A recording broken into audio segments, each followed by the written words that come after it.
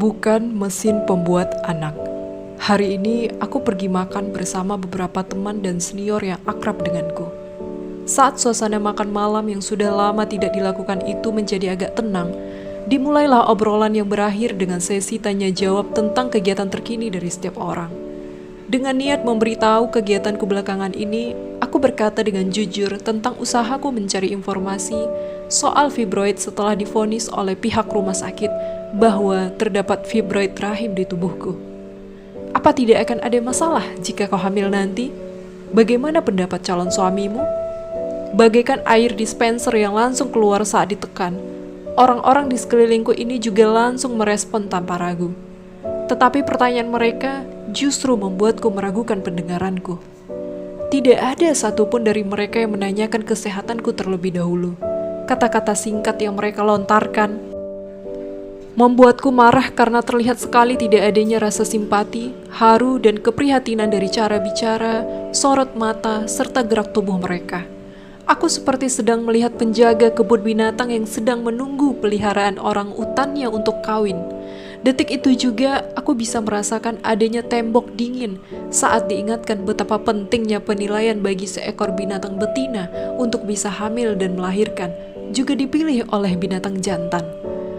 Reaksi spontan mereka jelas bukan reaksi yang dibuat-buat. Saat itu aku baru tahu alasan sejak lama hatiku terasa tidak nyaman. Dalam situasi tersebut, aku tidak tahu apakah aku harus menangis atau tertawa untuk menanggapi reaksi mereka. Sebagai seorang wanita, apa saja yang sudah kau lakukan selama ini? Kenapa bisa sampai terkena tumor seperti itu? Saat itu, seorang senior bertanya seakan fibroid rahim adalah sebuah penyakit kelamin. Jika pertanyaan yang sebelumnya adalah sebuah peluru, maka bisa dibilang pertanyaan yang barusan adalah sebuah bom peledak yang menghancurkan seluruh hatiku bahkan hingga tak bersisa. Untuk sesaat aku tidak bisa mengucapkan kata-kata apapun. Rona wajahku berubah merah dan tatapan mata yang sebelumnya menghadap ke arah lawan bicara yang ada di depanku, kini hanya bisa terarah ke lantai. Rasanya tubuhku ingin runtuh karena perkataan provokatif yang membuatku merasa terhina. Kenapa dia menambahkan kata sebagai seorang wanita? Rasa ingin bertanyaku sudah naik sampai ke tenggorokan, tetapi kata-katanya hanya bisa berputar di belakang lidahku. Jika sebagai seorang wanita tidak boleh, lalu jika seorang pria apa boleh menderita penyakit ini? Aku bahkan tidak ingin menebak kata-kata tidak sopan yang menyakiti hatiku itu diucapkan dengan tulus atau hanya bercanda. Meskipun seandainya fibroid rahim tergolong penyakit kelamin dan dia tidak berniat buruk saat mengucapkannya, siapa yang akan mengobati rasa sakit hatiku yang diakibatkan oleh kata-katanya itu? Aku tidak yakin senior yang mengatakan hal itu memiliki sedikit saja rasa peduli terhadap diriku.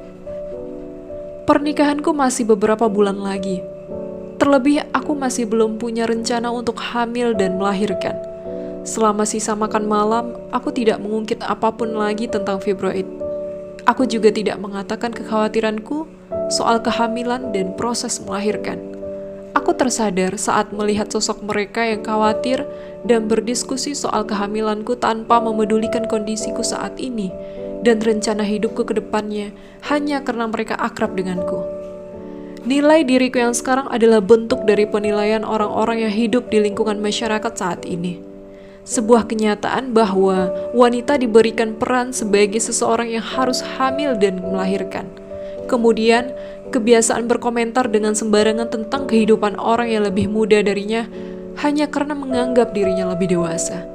Diskriminasi pasangan suami istri dan keharusan mendahulukan orang yang lebih dewasa telah menjadi dasar tempat aku hidup selama ini. Saat makan malam, aku tidak hanya melihat ideologi sosial dari bahasa itu sendiri, tetapi juga melihat nilai-nilai sosial yang terungkap melalui elemen nonverbal seperti cara bicara, gaya bicara, dan konteks percakapan dari orang yang diajak bicara. Meskipun aku sudah bisa menduga reaksi negatif dari mereka, tetap saja setiap kata yang mereka ucapkan menghancurkan diriku sedikit demi sedikit. Ucapan yang melukaiku dalam sekejap itu akan lama terukir di hatiku dan aku harus hidup dengan bekas luka yang tak terhapuskan.